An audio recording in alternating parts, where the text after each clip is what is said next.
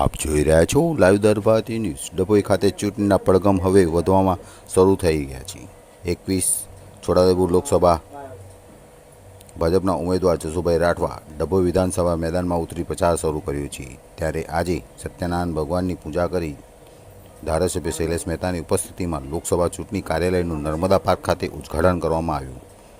આ સાથે ડભોઈ વિવિધ વિસ્તારોમાં સમર્થકો સાથે પ્રચાર પણ કર્યો. આગામી 7 મેના રોજ લોકસભાની ચૂંટણી યોજાઈ રહી છે. ત્યારે ડભોઈ વિધાનસભા 21 છોટાઉદેપુર લોકસભામાં મત વિસ્તારમાં લાગતો હોય ભાજપ ઉમેદવાર જસુભાઈ રાઠવા દ્વારા ડભોઈમાં પ્રચંડ પ્રચાર શરૂ કર્યો છે. ત્યારે આજે ધારાસભ્ય શૈલેષ મહેતાની ઉપસ્થિતિમાં ચૂંટણી કાર્યાલયનું ઉદ્ઘાટન નર્મદા પાર્ક ખાતે કરવામાં આવ્યું હતું. આ પ્રસંગે શશિકાંતભાઈ પટેલ, ડૉક્ટર બીજે બ્રહ્મભટ્ટ, વકીલ અશ્વિનભાઈ પટેલ, પ્રભારી દિલીપભાઈ નેપાળી, બિરેનભાઈ શાહ સહિત ભાજપના અગ્રણીઓ મોટી સંખ્યામાં હાજર રહ્યા હતા.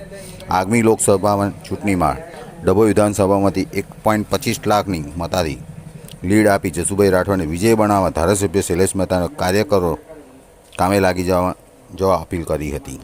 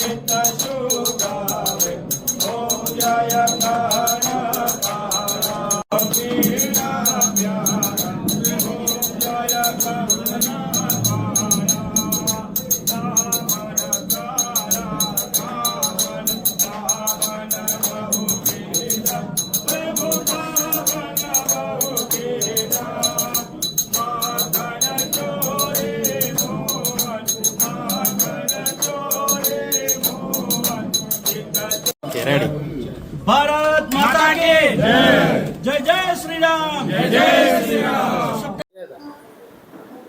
7મી મે લોકસભાની ચૂંટણીના મતદાન છે ને મતદાનને અગાઉ આજે સમગ્ર ગુજરાતની 182 વિધાનસભામાં વિધાનસભા દીઠ લોકસભાના ઉમેદવારોના કાર્યાલયના ઉદ્ઘાટનની શરૂઆત કરવામાં આવી છે. એને જ અનુરૂપ આજે દરબાવતી ડભોઈ નગરમાં નર્મદા પાર્ક ખાતે આજે સત્યનારાયણની કથા કરીને કાર્યાલયનું ઉદ્ઘાટન કરવામાં આવ્યું છે.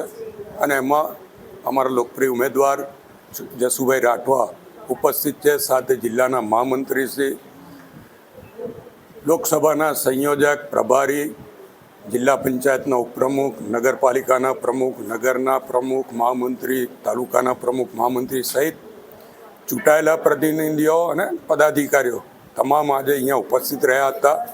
મોટી સંખ્યામાં કાર્યકરોએ જસુભાઈ રાઠવાને મોટા માર્જિનથી જીતાડવાની હાકલ કરી છે. અને જે રીતે 5 લાખ કરતાં વધુ મતે તમામ લોકસભાની સીટો જીતાડવાની છે. પહેલાં 26 કહેવાતું હતું, હવે 25 સીટો છે, કારણ કે એક બિનહરીફ સુરતની સીટ જીતી ગયા છે. ત્યારે 25 સીટ 5 લાખ કરતાં વધુ મતે જીતાય અને એમાં પણ છોટાઉદેપુર લોકસભા 7 લાખ કરતાં વધુ મતે જીતે એના માટેના પ્રયત્નોમાં દરબાવતી ડભોઈ વિધાનસભા પોતાના હિસ્સાનું જે 1 લાખ કરતાં વધુનું માર્જિન છે એ પૂર્ણ કરશે એવું વિશ્વાસપૂર્વક જસુભાઈને ખાતરી આપું છું.